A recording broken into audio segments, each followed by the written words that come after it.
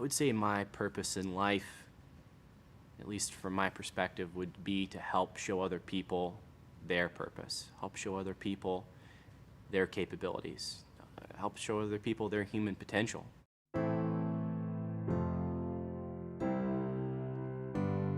Kyle's life, I believe, he was sent here for a reason. He may look disabled, but he's not. And that's inspiring. I don't give up easily on things. Every excuse that we make keeps us away from the things that we want the most out of life.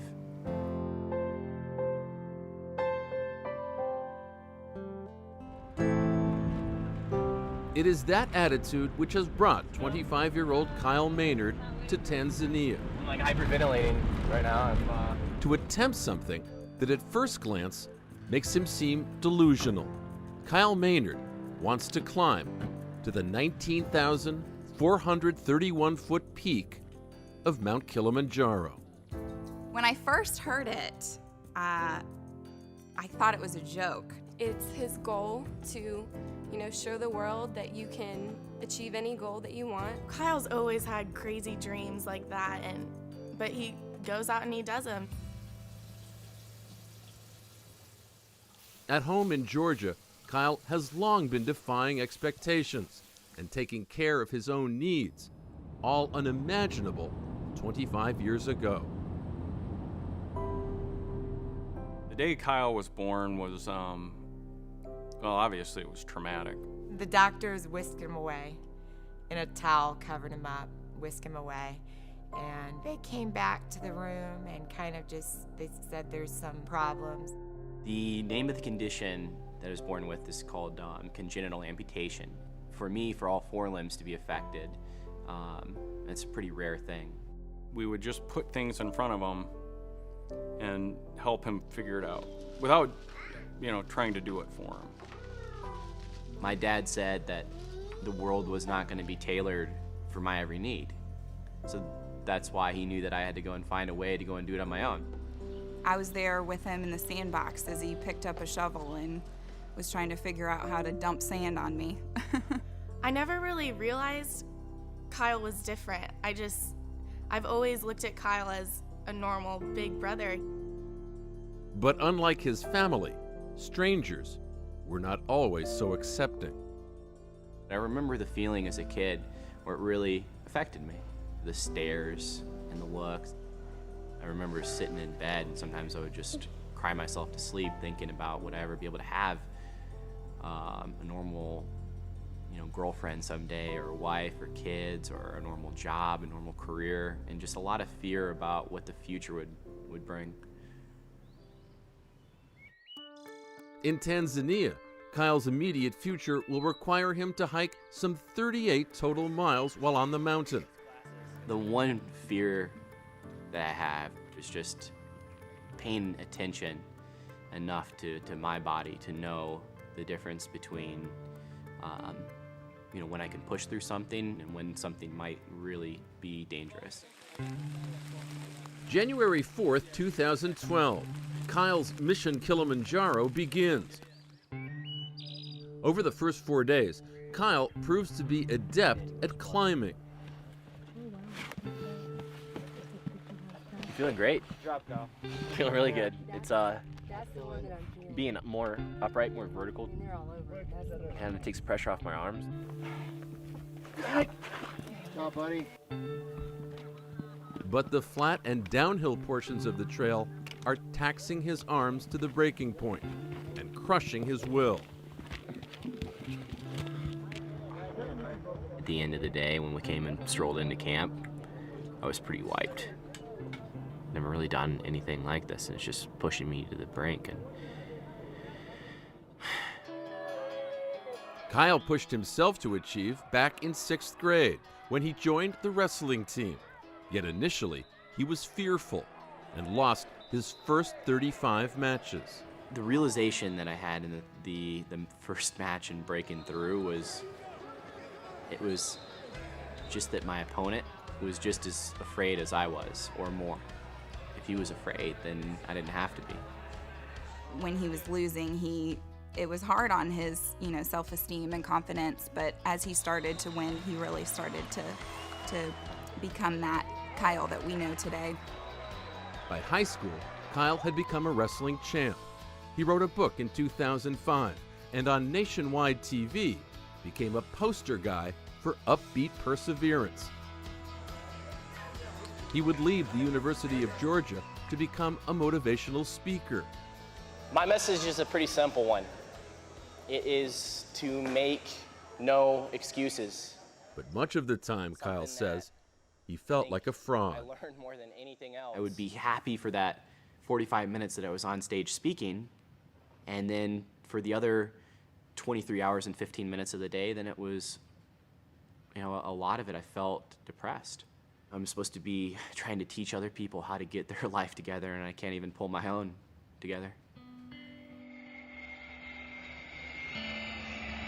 Then in 2006, while Kyle was at a DC airport en route to a speaking engagement, two servicemen who'd seen him on TV spoke with him. They were MPs who'd suffered extensive, severe burns while in Iraq. And they told me that they laid in a hospital bed for a week after they had been ambushed. They made a suicide pact with each other. And they said that on the day they made that decision, they happened to see my story, and they said that's what got them to stop. It was a conversation that would change the course of Kyle's life.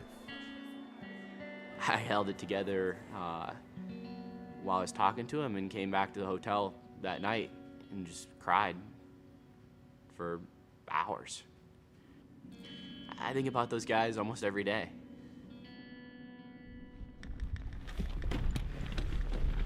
So, as part of his commitment ever since to the veteran community, Kyle and his team have decided to honor a fallen soldier by carrying his ashes up the mountainside. 6 years after his airport encounter, Kyle is facing another crisis. The end of day 5 brings evidence that Kyle is badly hurting. Group leader Kevin Chirilla offers a plan. You like curveballs? I like curveballs. Right. Can we just head straight up the mountain instead of going down? Is Exactly. that really? Is that a possibility? Yeah. Hell yeah. It's a new, daring route. Shorter, yes, but far steeper and more dangerous. The Western Breach, where in 2006, 3 climbers were killed.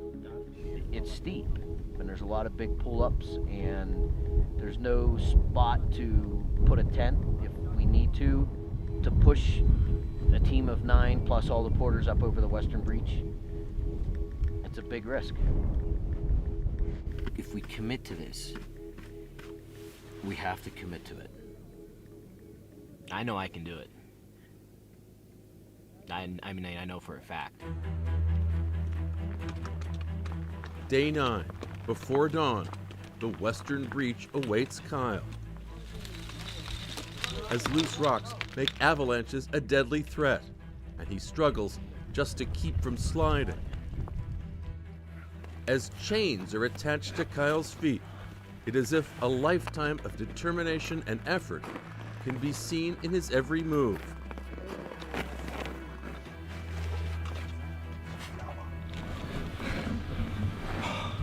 He has gone from 16,200 feet to 18,500 feet.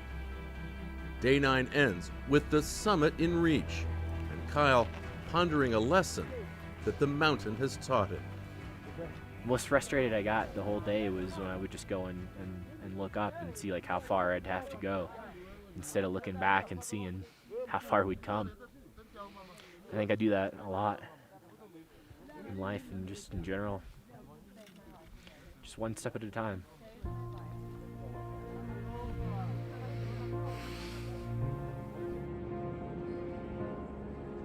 Before the final push, Kyle is given the honor of carrying the fallen soldier's ashes. As the sun rises once more, Kyle trudges forward again and again.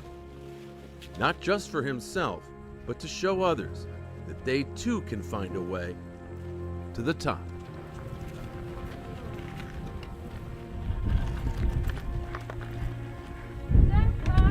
We did it. Woo! Yeah!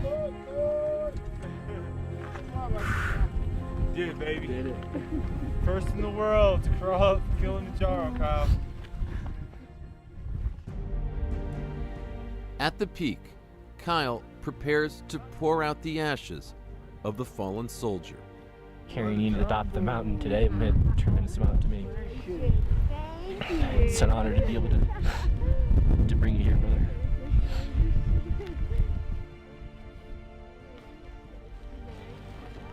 Mission Kilimanjaro, Kyle Maynard's mission, is a success, a tribute to those who inspired him, to those who always believed in him, and to all those who still yearn for belief and inspiration and triumph. I hope that if there's a handful of people that experience that desire to do something greater in their life because of this, then it's worth it.